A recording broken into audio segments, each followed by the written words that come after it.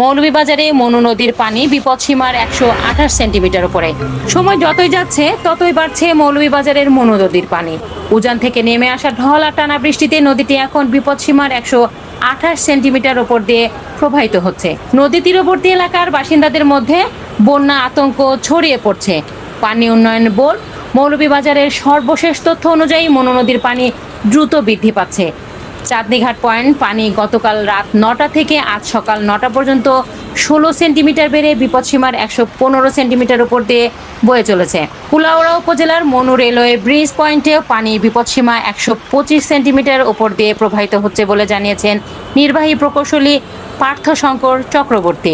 শুধু মনু নয়, জেলার ধলাই, জুড়ি ও কুশিয়ারা নদীর পানিও বিপদসীমা অতিক্রম করছে। জুড়ি নদী বিপদসীমার 190 সেন্টিমিটার ওপর দিয়ে বয়ে চলেছে। টানা বৃষ্টি ও ভারতের পাহাড়ি ঢলে পরিস্থিতি আরও অবনতির আশঙ্কা করছে।